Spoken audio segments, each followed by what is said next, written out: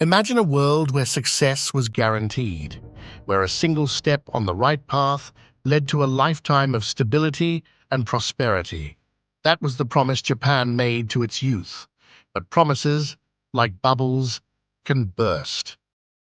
The glittering illusion of Japan's economic miracle shattered, leaving a generation adrift in a sea of uncertainty. This is the story of a dream betrayed, the tale of the lost generation, and a sign of its disturbing future. This is the dark side of Japan. The story of Japan's economic journey begins in the ashes of World War II. As the smoke cleared and the rubble settled, Japan was left with a broken nation, both physically and economically. However, the resilience of the Japanese people, combined with strategic government policies, set the stage for a miraculous transformation that would see Japan rise from ruin to become a global economic powerhouse. In the late 1940s, Japan was under the occupation of Allied forces led by the United States. The primary focus during this period was reconstruction. Factories lay in ruins, cities were destroyed, and the economy was in shambles.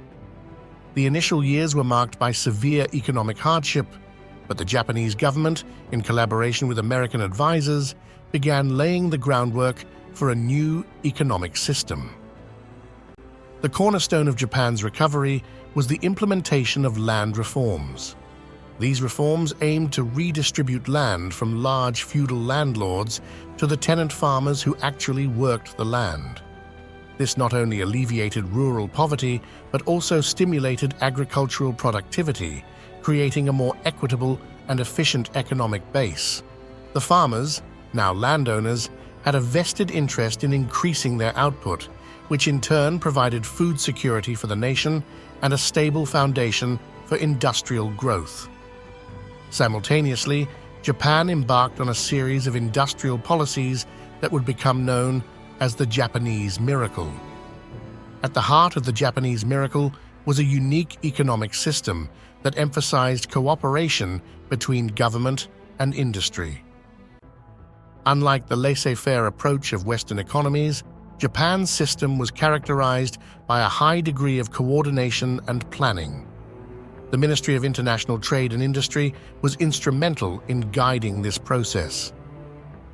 MITI did more than just set policies. It actively collaborated with private companies to identify key sectors for development and provided substantial support in the form of subsidies and low-interest loans. One of the early success stories was the steel industry.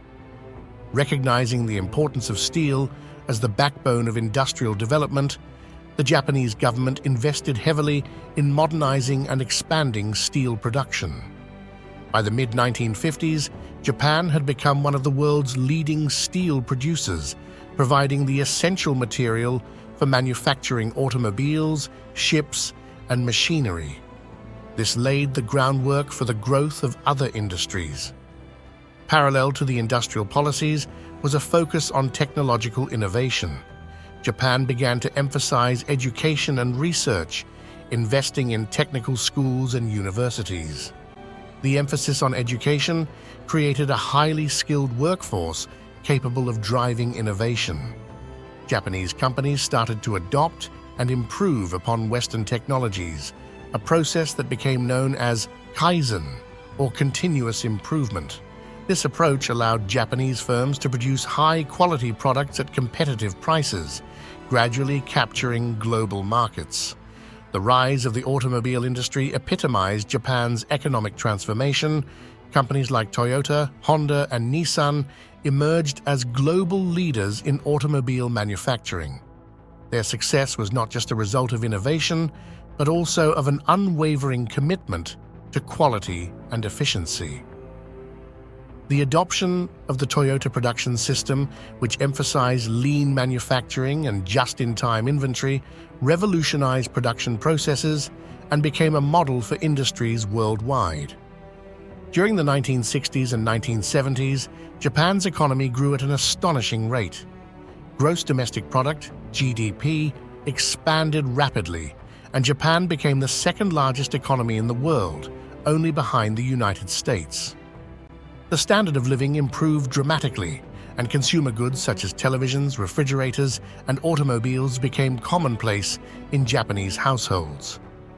The country experienced a period of unprecedented prosperity and social stability. Japan's meteoric rise was also characterized by the emergence of powerful corporate alliances known as keiretsu. These were networks of interlinked businesses, often centered around a major bank, which provided financial stability and facilitated coordinated business strategies. The keiretsu system enabled companies to share resources, reduce competition, and collaborate on large-scale projects. This corporate structure became a cornerstone of Japan's economic success, fostering an environment of mutual support and long-term planning. However, the rapid growth was not without its challenges. The Japanese economic model relied heavily on exports, which made it vulnerable to fluctuations in global demand. Additionally, the close ties between the government and industry sometimes led to inefficiencies and corruption. Despite these issues, the Japanese miracle remained a testament to what a nation could achieve with strategic vision, hard work, and cooperation. By the late 1980s, Japan's economy had reached new heights. The Tokyo Stock Exchange was booming, and real estate prices soared. Japanese companies were expanding aggressively overseas, acquiring businesses and assets in the United States and Europe. However, the seeds of future trouble were already being sown. The rapid appreciation of real estate and stock prices created a speculative bubble. People believed that prices would continue to rise indefinitely, leading to reckless investments and unsustainable financial practices. The National Bank of Japan's policies, which provided easy access to credit, further fueled the speculative frenzy. As Japan basked in its economic glory, few could foresee the dramatic turn of events that lay ahead. The Japanese miracle, while a testament to human ingenuity and perseverance, was built on a foundation that was not as stable as it appeared. As Japan's economic prowess grew, so did the anxiety on the other side of the Pacific.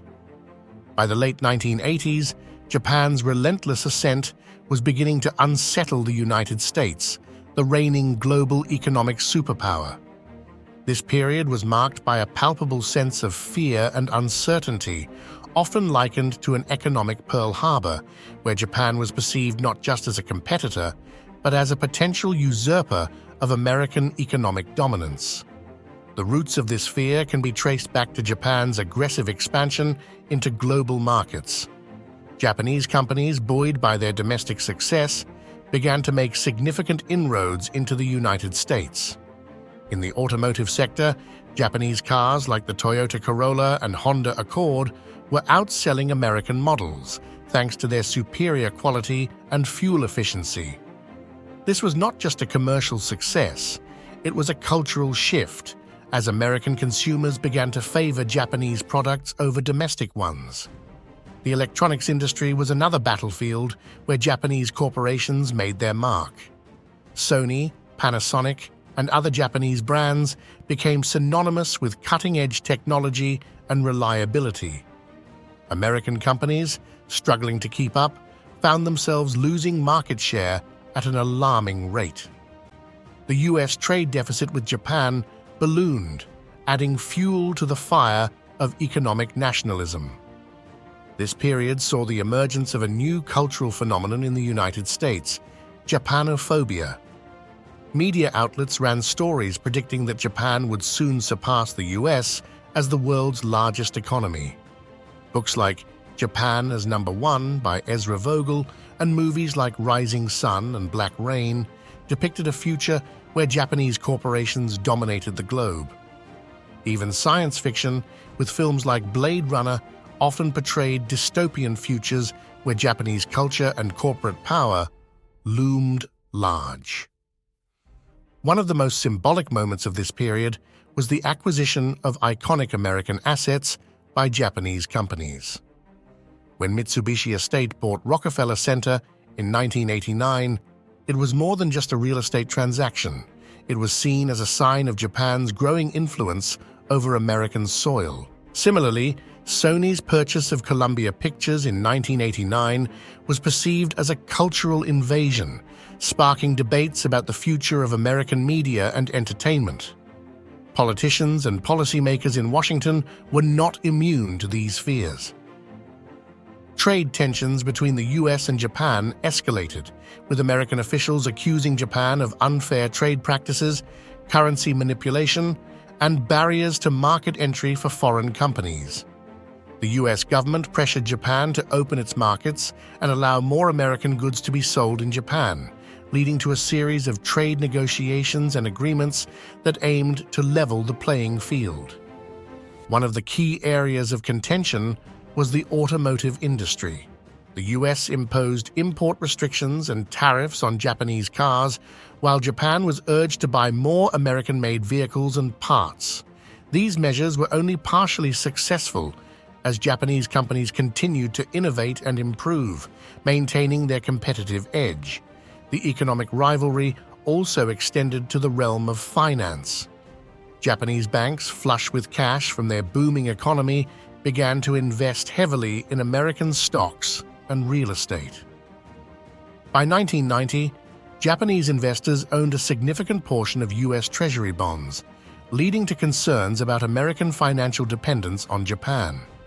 This financial entanglement further complicated the relationship between the two nations, blending economic cooperation with underlying tensions.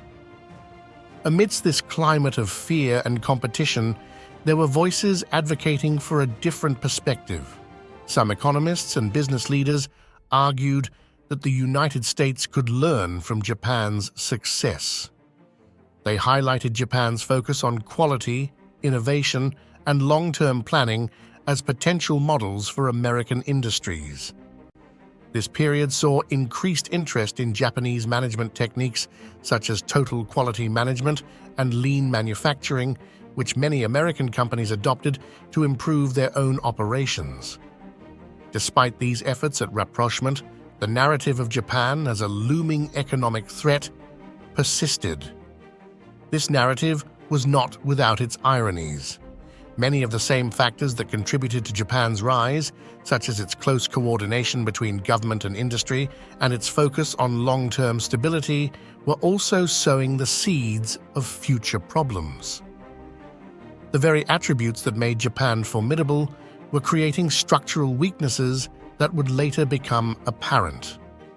As the 1990s approached, the tension between the two economic giants continued to simmer. Japan's economic bubble was on the verge of bursting, an event that would dramatically alter the landscape of global economics. But in the late 1980s, the fear of an economic Pearl Harbor was real and pervasive, shaping policies, influencing public opinion, and leaving an indelible mark on the relationship between the United States and Japan. By the late 1980s, Japan's economy stood as a beacon of prosperity. The stock market soared to unprecedented heights, real estate prices skyrocketed, and the nation reveled in its newfound economic prowess on the global stage. Yet, beneath the glittering facade of success lurked a dangerous truth, a speculative bubble fueled by easy money and unbridled optimism. The seeds of this frenzy were sown in the early 1980s when Japan's economy was booming. With low interest rates and an expansive monetary policy, cash flowed freely into the hands of corporations and individuals alike. Flush with capital, investors poured money into stocks and real estate, driving prices ever higher. A dangerous feedback loop emerged. Rising asset prices attracted more investment, further inflating the bubble. The Nikkei 225 index, Japan's benchmark stock market indicator, surged to an astonishing high of nearly 39,000 points by 1989, nearly tripling its value in just 5 years. Meanwhile, the real estate market in Tokyo became notoriously inflated, with land prices surpassing the combined value of all real estate in California. Financial institutions eagerly participated in the speculative mania, Banks offered generous loans with minimal scrutiny, while the Bank of Japan maintained low interest rates, fueling risky ventures and inflating the bubble further. At the heart of this frenzy were the keiretsu, powerful corporate conglomerates that dominated Japan's economic landscape. These interlinked groups engaged in mutual stockholding and provided financial backing to one another, amplifying the speculative fervor. The era also saw the rise of zombie companies, businesses teetering on the edge of bankruptcy but kept alive by continuous loans. The willingness of banks to extend credit to these struggling enterprises reflected the prevailing belief in Japan's unstoppable economic ascent. Amid this climate of exuberance, Japanese companies expanded aggressively overseas, acquiring foreign assets and making high-profile international investments. These moves were seen as a strategy to diversify and hedge against potential domestic downturns, showcasing Japan's growing influence on the global economic stage. However, by the end of the 1980s, cracks began to show in Japan's economic façade.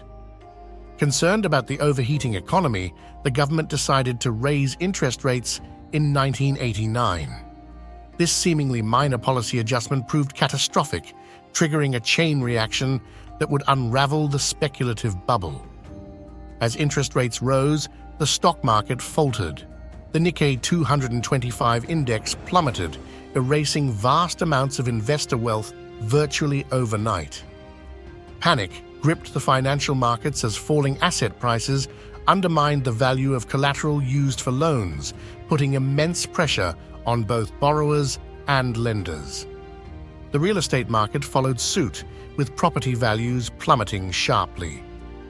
The collapse in asset prices reverberated throughout Japan's economy, leading to a credit crunch as banks tightened lending criteria.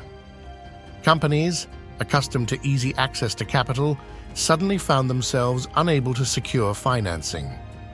Bankruptcies surged and mass layoffs ensued, shaking the once stable foundations of Japan's job market.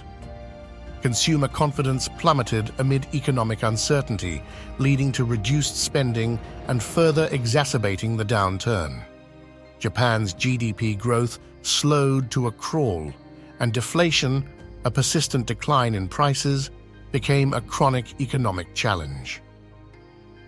The aftermath of the bubble's collapse ushered in a period known as the Lost Decade. Japan struggled with economic stagnation, marked by sluggish growth and persistent deflationary pressures. The financial sector bore the brunt of the collapse, with banks facing insolvency and requiring government intervention to prevent a complete meltdown. The crisis also exposed deep-seated issues within Japan's corporate and governmental structures. Instances of corruption and financial misconduct came to light, eroding public trust in institutions once revered for their stability. The close relationships between banks, corporations, and the government, which had fueled the speculative bubble, were now scrutinized as sources of systemic inefficiency and risk. Beyond its economic impacts, the collapse of the speculative bubble fundamentally altered Japan's societal outlook. The era prompted a soul-searching re-evaluation of economic policies and business practices, calling for greater transparency, accountability, and efficiency in corporate governance. Despite efforts at reform, progress was slow and met with resistance from vested interests. As Japan entered the 21st century, the legacy of the bubble era continued to cast a shadow over its economic landscape. The economy remained vulnerable to external shocks, exacerbated by demographic challenges such as an aging population and shrinking workforce. The speculative bubble of the late 1980s serves as a stark reminder of the dangers of unchecked optimism and the imperative of pursuing sustainable economic growth strategies. As the dust settled from the burst of Japan's economic bubble, a new and chilling reality began to take shape. The collapse had not only shattered financial markets and property values, but had also frozen the lifeblood of the nation's workforce: employment. The once robust job market, a pillar of Japan's post-war economic miracle, was now in a state of deep freeze. This period, which came to be known as the Employment Ice Age, left an indelible mark on the nation and gave rise to the term "lost generation," referring to those whose career ambitions were crushed by the economic downturn. During the boom years, Japan's job market was characterized by its unique system of shushoku katsudo, a rigorous job-hunting ritual that university graduates underwent at the end of their studies. Companies, particularly the powerful keiretsu, hired fresh graduates en masse, promising them lifetime employment or shushinkoyo. This system ensured job stability and fostered loyalty, with employees spending their entire careers climbing the corporate ladder within the same company, known as shanichoshin. However, as the economy faltered in the early 1990s, these hiring practices were abruptly halted. The hiring freezes implemented by companies struggling to stay afloat meant that an entire generation of young graduates found themselves unable to secure employment. The door to stable, long-term careers, once wide open, was now firmly shut. The ritualistic shushoku katsudo became a cruel joke for many, a stark reminder of opportunities lost. The consequences of this employment freeze were far-reaching. For those who graduated during this period, the impact was devastating. Unable to secure stable jobs, many were forced into temporary, part-time, or low-paid positions. This shift not only affected their immediate financial stability, but also had long-term implications for their career development and social standing. The promise of lifetime employment was replaced with a harsh new reality: job insecurity and economic precarity. The term "lost generation" began to surface, describing those who had the misfortune of entering the job market during this turbulent period. These individuals, whose only fault was graduating at the wrong time, found themselves permanently excluded from the traditional corporate career path. With companies resuming hiring only in the new century, the window of opportunity for these graduates had closed, and they were left behind as newer, younger graduates filled the positions that finally became available. This generational divide created a profound social and economic schism. The lost generation faced significant barriers to economic stability and personal fulfillment. Many continued to live with and depend on their parents, unable to afford the independence that previous generations had taken for granted. The societal expectation of securing a good job, climbing the career ladder, and starting a family seemed like an unattainable dream for many. As the employment ice age extended into the 2000s and 2010s, its effects compounded. A broader segment of young people, including those who graduated well after the bubble burst, found themselves grappling with a job market that remained rigid and unforgiving. The traditional practices of lifetime employment and internal promotion persisted in many companies, making it nearly impossible for those who had missed their initial shot to ever catch up. The impact of this lost generation went beyond individual hardships. It had a profound effect on Japan's broader economy and society. With a significant portion of the population in their prime working years stuck in low-wage, insecure jobs, consumer spending weakened. These were the people who should have been buying homes, cars, and consumer goods, driving economic growth. Instead, their reduced spending power contributed to prolonged economic stagnation. Moreover, the employment ice age exacerbated Japan's demographic challenges. With financial instability preventing many from starting families, birth rates declined further. This demographic decline, coupled with an aging population, created a demographic time bomb, threatening the sustainability of Japan's social welfare systems. As Japan grappled with the fallout of the lost generation, another profound crisis began to unfold: super-aging. This crisis, defined by the rapid increase in elderly citizens, impacts every facet of Japanese society. Japan's post-war economic miracle led to significant improvements in healthcare and living standards, increasing life expectancy. However, declining birth rates created a demographic time bomb. By the 1990s, Japan's birth rate had plummeted, resulting in a rapidly aging population. Today, nearly 30% of Japan's population is over 65, and this number continues to rise. Economically, an aging population means a shrinking workforce. Fewer young people entering the job market strain public finances, reducing economic productivity and tax revenues. This creates a vicious cycle, making it harder to support the aging population. The healthcare system is particularly strained. As people age, they require more medical care, leading to increased demand and rising costs. Hospitals and care facilities are stretched thin, facing shortages of healthcare professionals. Socially, the super-aging crisis has led to what is often called the silver tsunami. Many elderly individuals lack family or community support. Traditionally, family members cared for the elderly, but with smaller family sizes and younger generations moving away for work, many elderly are left isolated. One stark manifestation of this is the rise of kodokushi, or lonely deaths, where elderly individuals die alone, unnoticed for days or weeks. In the shadow of Japan's super-aging crisis lies another issue: the hikikomori phenomenon. Hikikomori, meaning pulling inward, being confined, describes individuals who withdraw from social life, often seeking extreme isolation. Typically, men in their 20s to 40s retreat to their rooms, avoiding society, school, or work. The origins of hikikomori are complex.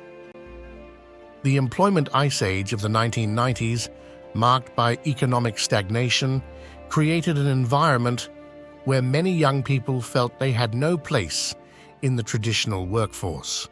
Societal pressures to succeed and Japan's collectivist culture, which values conformity and social harmony, contribute to this issue. Many hikikomori live with their parents, who enable their reclusive lifestyle. They suffer from severe anxiety, depression, and other mental health issues, making reintegration into society challenging. There are nearly 1 million hikikomori in Japan, and this number is growing.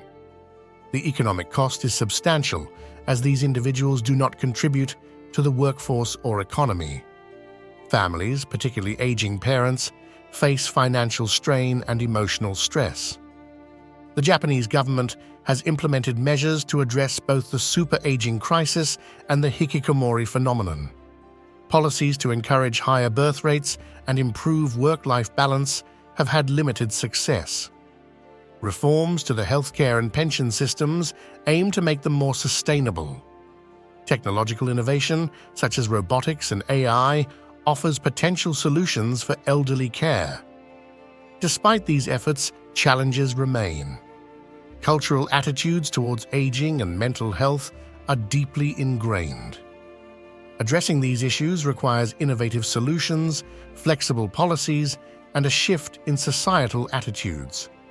The super-aging crisis and the hikikomori phenomenon highlight the broader issues of demographic shifts and social isolation in Japan. Addressing these challenges is crucial for the nation's future. Japan's experiences offer valuable lessons for other developed nations facing similar trends. Creating an inclusive society that supports all its members, including those marginalized and forgotten, is essential for a sustainable future.